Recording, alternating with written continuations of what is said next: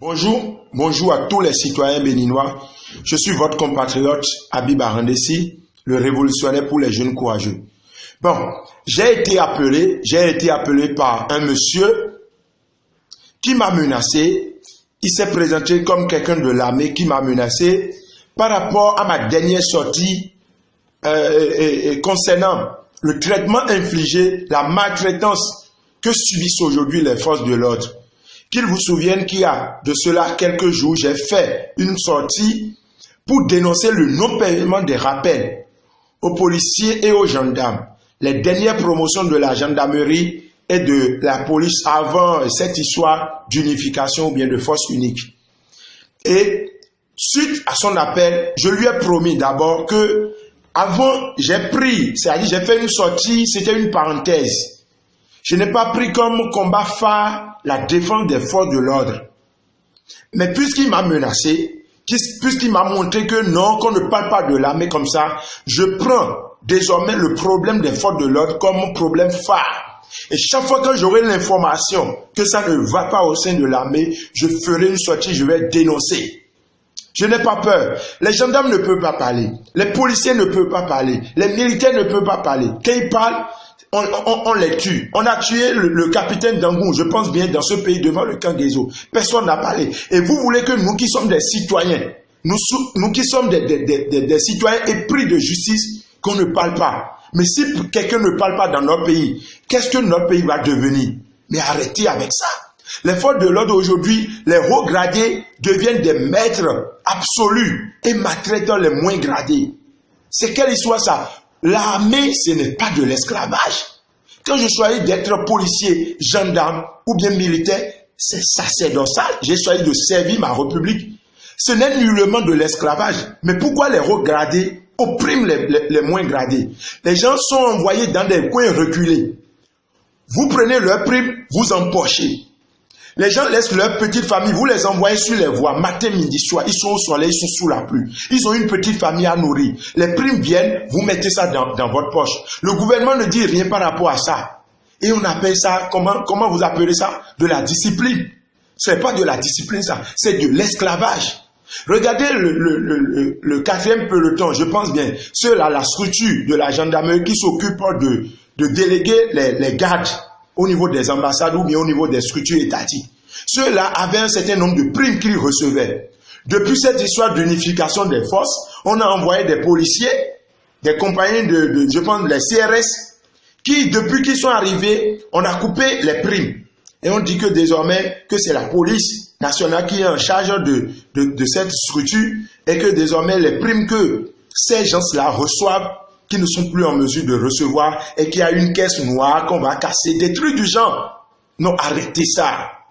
Oui, l'armée, mais arrêtez de mystifier l'armée. Parce que l'armée, qu'on le veut ou pas, qu'on dit que l'armée est républicaine, ça veut dire que les citoyens sont maîtres de l'armée. L'armée est là pour servir les citoyens.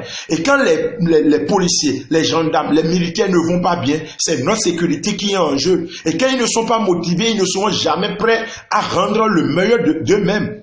Comment vous pouvez envoyer un père de famille au nord sans le minimum possible? Et vous mettez ça dans vos poches. Il faut que Saka Alafia et le gouvernement prennent leurs responsabilités. Parce que c'est trop dans l'armée. Et les gens ne veulent pas qu'on parle. On va toujours parler. Et si vous voulez, comme vous avez l'habitude de le faire, mystifier les gens, les intimider, on ne meurt qu'une fois et personne n'ira fermer le trou de quelqu'un.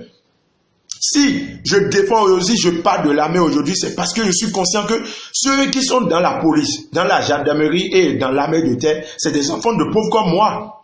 Et moi, j'ai pris comme mission de parler, de défendre le bas peuple, de dire ce que je pense, d'opiner.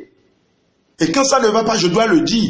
Les gars que vous voyez porter un V, 2 V, là, même 3 V, c'est des enfants de pauvres comme nous. C'est des gens dont le papa est cultivateur. La maman est vendeuse d'igname. C'est-à-dire c'est des enfants de pauvres. Nous sommes de la même catégorie. Et c'est des gens qui ont choisi de servir leur République. Ça veut dire quoi? On doit les traiter de telle enseigne que personne ne va... Ils ne vont même pas regretter d'avoir choisi ce métier. Mais aujourd'hui... Quand vous rencontrez les militaires, les policiers, les gendarmes, mais ils ne sont pas fiers d'être de ce corps-là, tout simplement parce qu'ils sont opprimés au quotidien. c'est dommage ce qui se passe, quoi. Et dans le même temps, regardez, je prends un exemple, les préfets qui utilisent aujourd'hui les policiers, les gendarmes sur le terrain.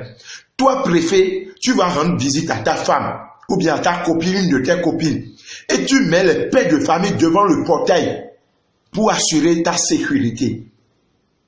Est-ce que ça va? Lui, il a une petite famille. Et toi, tu quittes le cadre de ta fonction pour aller rendre visite à ta petite copine. Et ses parents des gens policiers, ses parents des gens militaires que toi, tu mets devant le portail pour assurer toi ta sécurité au moment où toi tu es en train de t'amuser avec ta petite copine dans la chambre. Voilà ce que subissent les forces de l'ordre. Et ils vont finir tout ça là. On va leur donner comme salaire 60 000. On va coincer leur prime. On va mettre leur prime dans leur poche. Non, ils ne sont pas des esclaves.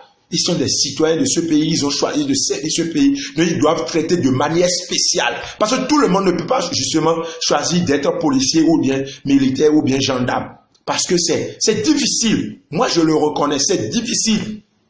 Des gens comme moi ne peuvent même pas se faire enrôler dans l'armée. Il y a longtemps qu'on m'aurait tué parce que je ne peux pas garder ma bouche. Ce qui se passe dans l'armée, c'est grave. Et on a conditionné les forces de l'ordre à ne jamais parler. Mais nous, même si eux autres ils ne parlent pas, nous qui sommes du bas peuple, nous qui sommes de simples citoyens, on doit parler. Et quand un militaire, un gendarme, un policier a une information, balancez-moi l'information, je vais en parler sans arrière-pensée.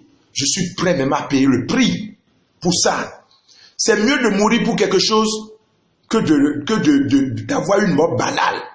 Si c'est parce que je m'opine par rapport à l'armée, qu'on me menace, je suis prêt à assumer les conséquences. Bonne journée à vous, je suis Habib Arandessi.